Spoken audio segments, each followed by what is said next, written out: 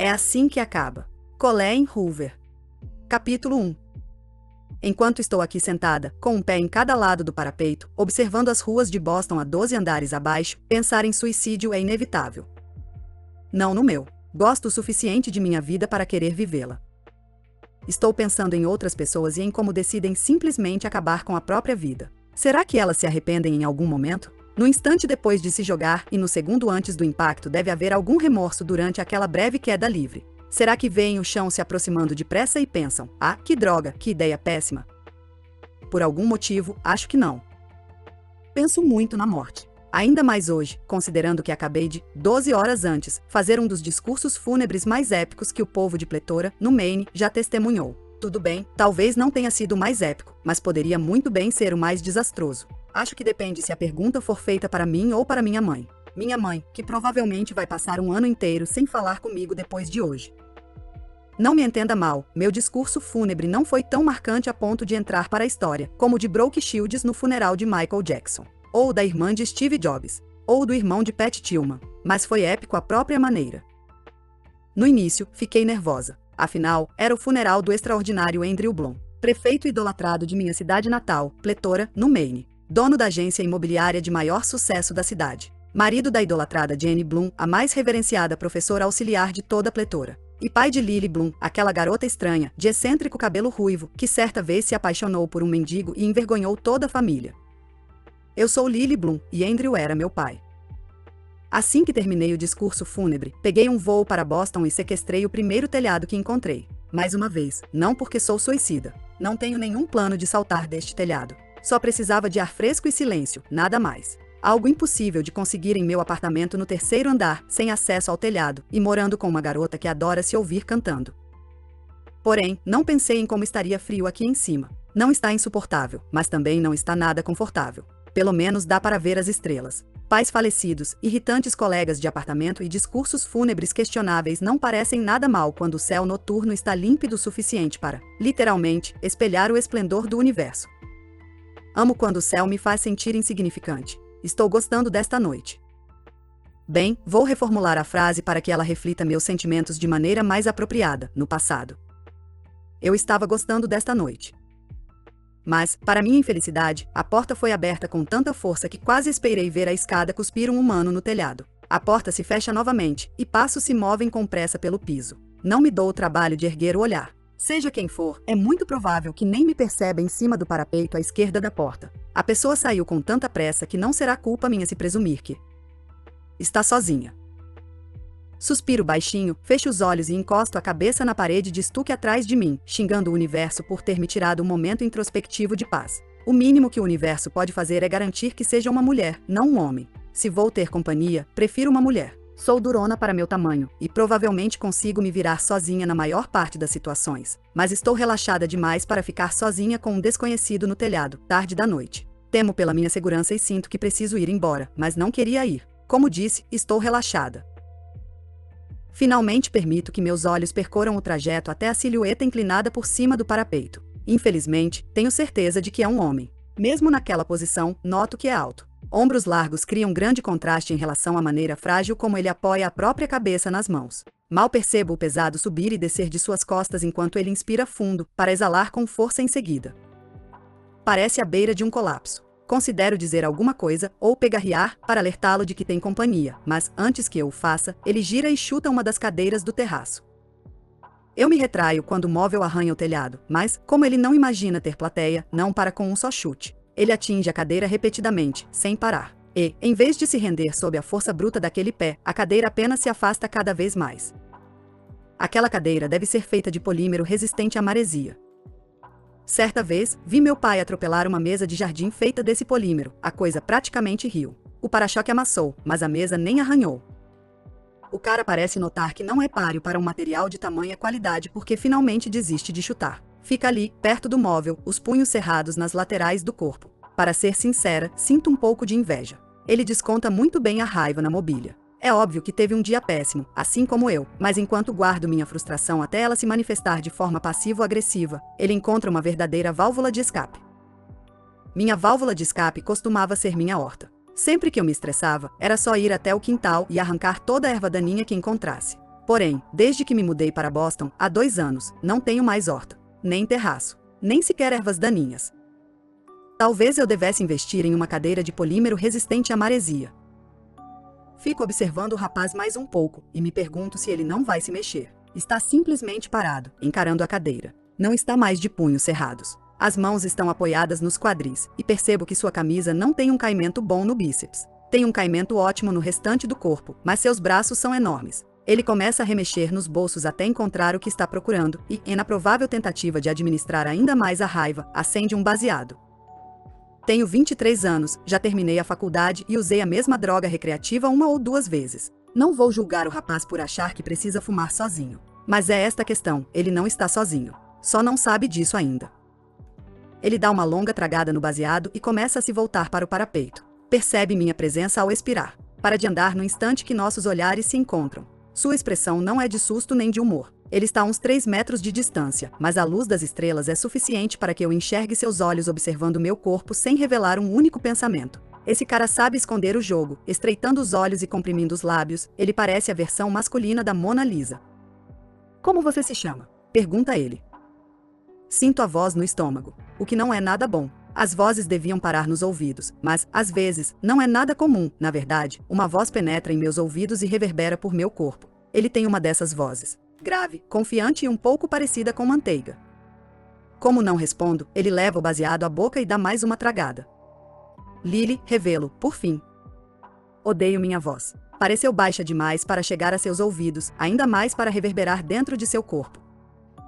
O cara ergue um pouco o queixo e aponta a cabeça para mim. Pode descer daí, por favor, Lily? Só quando ele pede isso percebo sua postura. Está em pé, corpo ereto, até mesmo rígido. Quase como se estivesse nervoso, achando que vou cair. Não vou. O parapeito tem no mínimo 30 centímetros de largura, e a maior parte de mim está no telhado. Seria muito fácil me segurar antes de cair, sem falar que o vento está a meu favor.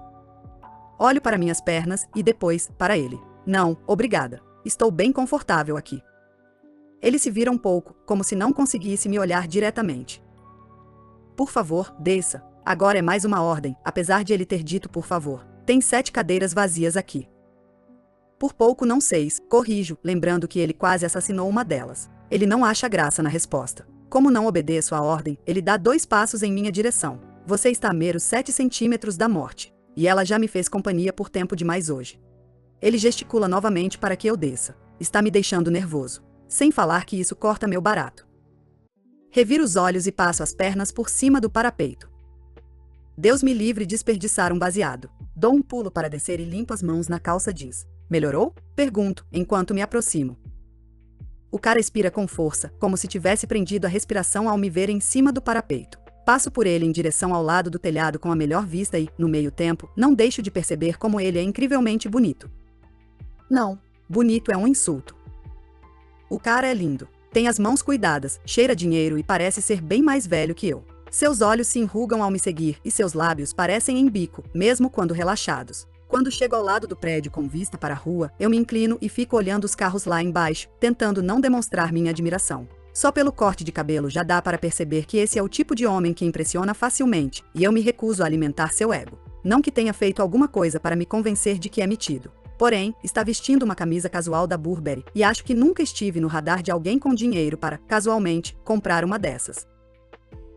Escuto passos se aproximando atrás de mim, e ele se inclina na grade a meu lado. De soslaio, eu o observo dar uma tragada no baseado. Após terminar, ele o oferece, mas recuso com um gesto. A última coisa de que preciso é me drogar perto desse cara. Sua voz já é praticamente uma droga. Meio que quero ouvi-la de novo, então pergunto.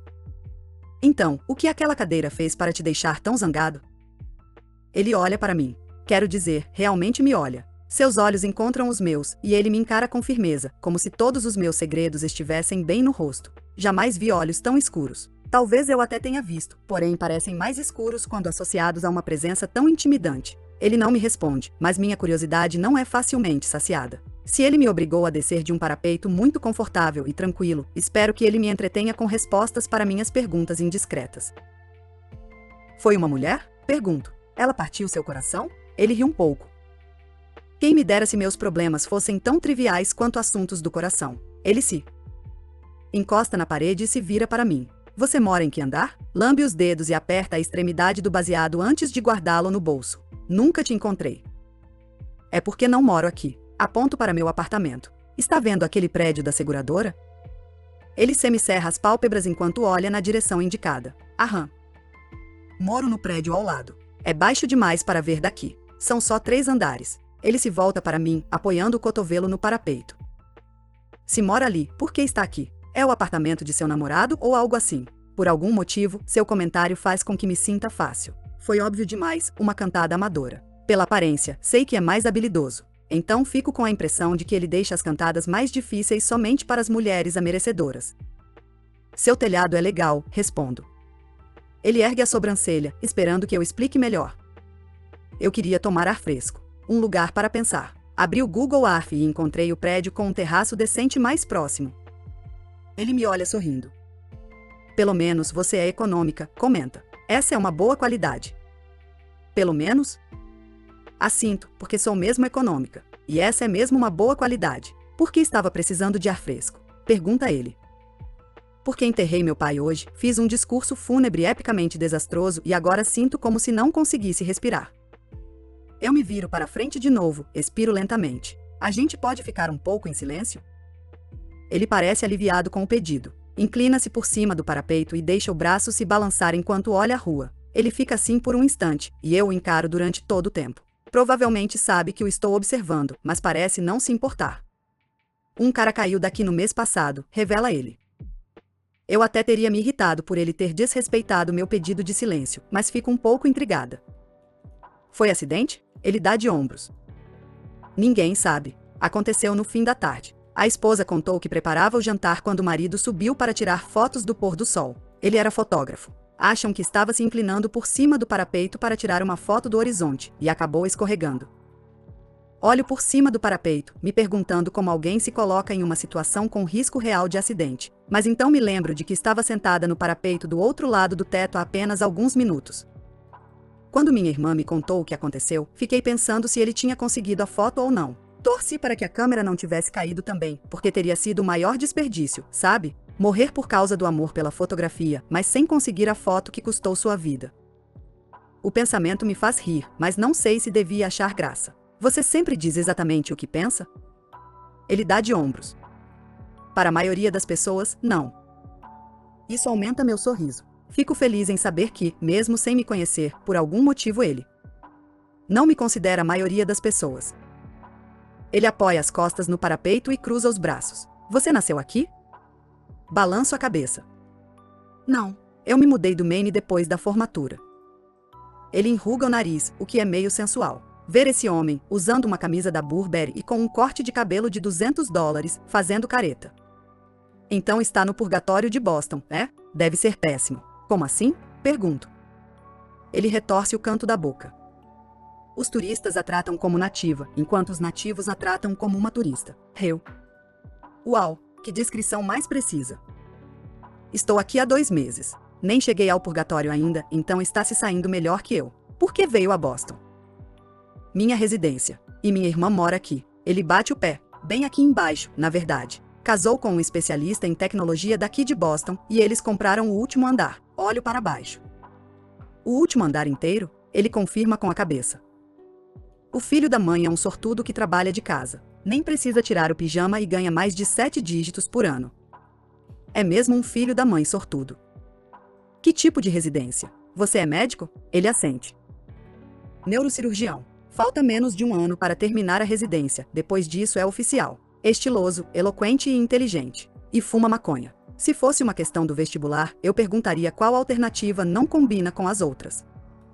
E médicos deviam fumar maconha? Ele abre um sorriso irônico. Provavelmente não. Mas, se a gente não se desse esse luxo de vez em quando, juro que o número de médicos pulando desses parapeitos seria bem maior. Ele está virado para a frente de novo, apoiando o queixo nos braços. Está de olhos fechados, como se aproveitasse o vento no rosto. Assim, não parece tão intimidante. Quer saber de algo que só quem mora em Boston sabe? Claro, responde ele, voltando a atenção para mim. Aponto para o leste. Está vendo aquele prédio? Com o teto verde? Ele assente. Há um prédio atrás dele, na rua Melcher. Tem uma casa em cima do prédio. Tipo, uma casa mesmo, construída bem no teto. Não dá para ver da rua, e o prédio é tão alto que poucas pessoas sabem disso. Ele fica impressionado. Sério? Confirmo com a cabeça. Vi quando estava procurando no Google Earth, então pesquisei o local. Pelo visto, concederam uma licença para a construção em 1982. Deve ser muito legal, não acha? Morar em uma casa no topo de um prédio. O telhado seria todo seu, argumenta ele. Eu não tinha pensado nisso. Se eu fosse dona do telhado, poderia ter hortas. Eu teria uma válvula de escape. Quem mora lá? Pergunta ele. Ninguém sabe. É um dos grandes mistérios de Boston. Ele ri e depois me olha com curiosidade. Qual seria outro grande mistério de Boston? Seu nome. Assim que digo isso, dou um tapa na própria testa. Sou como uma cantada muito brega, e tudo o que posso fazer é rir de mim mesma. Ele sorri. É Riley, revela ele. Riley Kincaid. Suspiro, me encolhendo. Que nome incrível. Por que isso a deixou triste? Porque eu faria de tudo para ter um nome legal. Não gosta de Lily? Inclino a cabeça e ergo a sobrancelha. Meu sobrenome é Bloom, florescer em inglês. Ele fica em silêncio. Sinto que tenta não demonstrar piedade. Eu sei, é péssimo. É o nome de uma menina de 2 anos, não de uma mulher de 23. Uma menina de 2 anos sempre vai ter o mesmo nome, independentemente da idade. Nós não nos livramos do nome quando envelhecemos, Lily Bloom.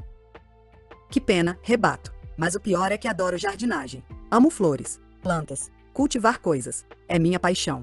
Sempre foi meu sonho abrir uma floricultura, mas tenho medo de que as pessoas não julguem uma vontade autêntica. Pensem que só estou tentando me aproveitar de meu nome, que ser uma florista não é o trabalho de meus sonhos. Pode ser, comenta ele. Mas por que isso importa? Acho que não importa. Noto que estou sussurrando. Lily Bloom. Eu vejo abrir um sorriso. É um ótimo nome para uma floricultura. Mas tenho mestrado em administração. Seria dar um passo atrás, não acha? Trabalho para a maior empresa de marketing em Boston. Ser dona do próprio negócio não é dar um passo atrás, argumenta ele. Ergo a sobrancelha. A não ser que dê errado. Ele assente, concordando. A não ser que dê errado, concorda. E qual seu nome do meio, Lily Bloom? Resmungo, e ele se anima com isso. Quer dizer que é ainda pior? Apoio a cabeça nas mãos e faço que sim. Rose? Balanço a cabeça. Violet? Quem me dera. Eu me contraio e murmuro. Blossom. Desabrochar em inglês. Há um momento de silêncio. Caramba! Exclama ele, baixinho. Pois Blossom era o sobrenome de solteira de minha mãe, e meus pais acharam que os sobrenomes sinônimos eram um sinal do destino. Então, claro que, quando nasci, quiseram me dar um nome de flor. Seus pais devem ser uns babacas. Um deles era. Meu pai morreu esta semana. Ele olha para mim. Ah, tá. Não vou cair nessa. Estou falando sério. Por isso vim até aqui hoje. Acho que eu estava precisando chorar um pouco. Ele fica me encarando por um instante, desconfiado, para ter certeza de que não o estou enganando. Mas não se desculpa pela gafe. Em vez disso, os olhos ficam um pouco mais curiosos, como se ele estivesse realmente intrigado.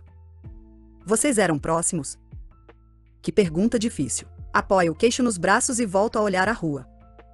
Não sei, respondo, dando de ombros. Como filha, eu o amava. Mas como ser humano, eu o odiava. Sinto que ele continua me observando, depois diz, gosto disso. De sua sinceridade. Ele gosta de minha sinceridade. Devo estar corando. Ficamos em silêncio por mais um tempo, até que ele pergunta, você às vezes deseja que as pessoas fossem mais transparentes? Como assim? Ele passa o polegar em um pedaço de estuque descascado até soltá-lo. Dá um peteleco, jogando-o por cima do parapeito. Sinto que todo mundo finge ser quem é, que, no fundo, somos todos igualmente ferrados. Alguns apenas escondem isso melhor que os outros. Ou ele está ficando meio chapado, ou é muito introspectivo. Seja como for, acho bom. Minhas conversas preferidas são as sem nenhuma resposta real. Não acho um pouco de reserva ruim, avalia Lily. Nem sempre as verdades nuas e cruas são bonitas. Ele me encara por um instante. Verdades nuas e cruas, repete ele. Gostei disso. Ele se vira e vai até o meio do telhado. Ajeita o encosto de uma espreguiçadeira atrás de mim e depois se acomoda ali. É reclinável, então ele põe as mãos atrás da cabeça e observa o céu. Vou para do lado e me ajeito até ficar na mesma posição. Me conte uma verdade nua e crua, Lily. Sobre o quê? Ele dá de ombros. Não sei. Algo de que você não se orgulha. Algo que me faça sentir menos ferrado. Ele encara o céu, esperando minha resposta. Meus olhos seguem a linha de seu maxilar, a curva das bochechas, o contorno dos lábios. Suas sobrancelhas estão unidas, contemplativas. Não sei o motivo, mas ele parece precisar de uma conversa. Penso na pergunta e tento encontrar uma resposta sincera. Quando consigo, desvio o olhar e volto a encarar o céu. Meu pai era violento. Não comigo, com minha mãe. Ficava tão alterado quando brigavam que, às vezes, até batia nela. Quando isso acontecia, ele passava 1 ou 2 semanas tentando recompensá-la pelo que acontecerá, comprava flores ou nos levava para jantar fora. Às vezes, ele comprava alguma coisa para mim porque sabia como eu odiava essas brigas. Quando eu era criança, ansiava por elas, porque sabia que, se ele batesse em minha mãe, as 2 semanas seguintes seriam ótimas.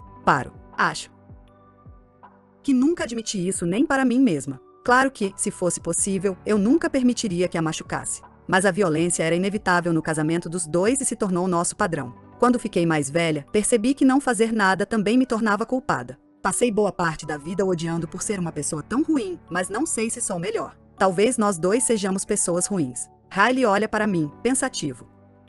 Lily, diz ele, enfaticamente. Não existe isso de pessoas ruins. Todos nós somos humanos, e às vezes, fazemos coisas ruins. Abro a boca para responder, mas suas palavras me deixam em silêncio. Todos nós somos humanos, e às vezes, fazemos coisas ruins. Acho que isso é verdade, de certa maneira. Ninguém é exclusivamente ruim ou exclusivamente bom. Algumas pessoas só precisam se esforçar mais para suprimir o lado ruim. Sua vez, digo a ele. Com base em sua reação, acho que não quer participar da própria brincadeira. Ele suspira fundo e passa a mão no cabelo. Abre a boca para falar, mas depois a fecha de novo. Fica pensando por um instante, finalmente diz. Vi um garotinho morrer esta noite. A voz sai abatida. Só tinha 5 anos. Ele e o irmão mais novo encontraram uma arma no quarto dos pais. Enquanto o mais novo a segurava, o revólver disparou por acidente. Meu estômago se revira. Acho que isso já é verdade demais para mim. Quando ele chegou à mesa de cirurgia, não dava para fazer mais nada. Todo mundo ao redor, as enfermeiras, os outros médicos, todos sentiram muita pena da família. Coitados dos pais, disseram. Mas, quando fui até a sala de espera dar a notícia aos dois, não senti um pingo de pena. Eu queria que sofressem. Queria que sentissem o peso de sua ignorância ao deixar uma arma carregada ao alcance de crianças inocentes. Queria que entendessem que, além de perder um filho, tinham arruinado a vida do que puxou o gatilho. Meu Deus! Eu não estava preparada para algo tão pesado. Nem consigo imaginar como uma família supera uma coisa assim. Coitado do irmão do garoto, comento. Não consigo imaginar como isso vai afetá-lo, testemunhar algo desse nível. Riley dá um peteleco em alguma coisa na calça jeans. É algo que vai destruir sua vida, é isso que vai acontecer. Eu me viro para ele, ficando de lado e apoiando a cabeça na mão. É difícil ver essas coisas todo dia? Ele balança um pouco a cabeça. Devia ser muito mais difícil, porém, quanto mais tempo passo perto da morte, mais se torna parte da vida. Não sei como me sinto em relação a isso. Ele faz contato visual de novo. Me conte outra, pede. Acho que a minha foi mais perturbadora que a sua. Discordo, mas confesso a coisa perturbadora que fiz há apenas 12 horas. 2 dias atrás, minha mãe me pediu para fazer o discurso fúnebre no enterro de meu pai. Eu disse que não ficaria à vontade, que não conseguiria encarar a multidão, que cairia em prantos, mas era mentira. Eu simplesmente não queria. Acho que discursos fúnebres devem ser feitos por pessoas que respeitam o falecido. E eu não respeitava muito meu pai. Você fez o discurso? Confirmo com a cabeça. Fiz. Hoje de manhã. Eu me sento e puxo as pernas para debaixo do corpo enquanto continuo, virada para ele. Quer escutar? Ele sorri. Com certeza. Ponho as mãos no colo e respiro fundo. Eu não fazia ideia do que dizer. Cerca de 1 hora antes do funeral, eu avisei minha mãe de que não queria discursar. Ela pediu algo simples, disse que deixaria meu pai feliz. Garantiu que eu só precisaria ir até o púlpito dizer 5 coisas boas sobre meu pai. Então, foi exatamente o que fiz. Riley se apoia no cotovelo, parecendo ainda mais interessado. Ele nota, em meu olhar, que a situação vai piorar. Ah, não, Lily. O que você fez? Vou reencenar. Levanto e sigo até o outro lado da espreguiçadeira. Eu me impertigo e ajo como se estivesse olhando para a mesma plateia com que me deparei pela manhã. Pigarreio. Oi, meu nome é Lily Bloom, filha do falecido Andrew Bloom. Agradeço a presença de todos aqui hoje, em luto por essa perda. Eu queria aproveitar este momento para homenagear a vida de meu pai e compartilhar com vocês 5 coisas boas sobre ele. A primeira. Olho para Riley e dou de ombros. Foi isso. Ele se senta. Como assim? Eu me sento na espreguiçadeira e depois me deito de novo. Fiquei lá parada por 2 minutos inteiros sem dizer mais nada. Eu não tinha nada de bom para dizer sobre aquele homem, então fiquei encarando todo mundo até minha mãe perceber minha intenção e pedir para meu tio intervir. Riley inclina a cabeça. Está brincando? Você fez o oposto de uma homenagem no funeral de seu pai? Assinto. Não estou orgulhosa do que fiz. Acho que não. Quero dizer, se dependesse de mim, ele teria sido uma pessoa bem melhor e eu falaria 1 hora sobre ele. Riley se deita de novo. Uau! Exclama ele, balançando a cabeça. Você meio que é minha heroína. Ombou de um falecido. Que coisa de mau gosto. Bem, a verdade nua e crua dói. Eu rio. Sua vez. Não vou conseguir superar isso, diz ele. Tenho certeza de que consegue chegar perto. Não sei, não. Revira os olhos. Consegue, sim. Não faça eu me sentir a pior pessoa aqui. Me conte seu pensamento mais recente, um que a maioria das pessoas não diria em voz alta. Ele põe as mãos atrás da cabeça e me encara nos olhos. Quero te comer. Fico boquiaberta. Depois me recomponho. Acho que estou sem palavras. Ele me olha com inocência. Você pediu meu pensamento mais recente, então contei. Você é linda. Eu sou homem. Se você gostasse de sexo casual, eu te levaria para meu quarto lá embaixo e te comeria. Nem consigo olhar para ele. Seu comentário me faz sentir várias coisas ao mesmo tempo. Bem, eu não gosto de sexo casual. Imaginei, diz. Sua vez. Ele está tão tranquilo, nem parece que acabou de me deixar sem palavras. Preciso de um instante para me recompor depois dessa, explico, rindo. Tento pensar em algo que vá deixá-lo um pouco chocado, mas não consigo esquecer o que ele acabou de dizer, em voz alta. Talvez seja porque é neurocirurgião, jamais imaginei alguém tão instruído falando algo vulgar de forma aleatória. Eu me recomponho um pouco e depois digo. Tá, já que estamos nesse assunto. O primeiro cara com quem transei era um mendigo. Ele se anima e se vira para mim. Ah, preciso saber mais sobre essa história. Estico o braço e apoio a cabeça ali.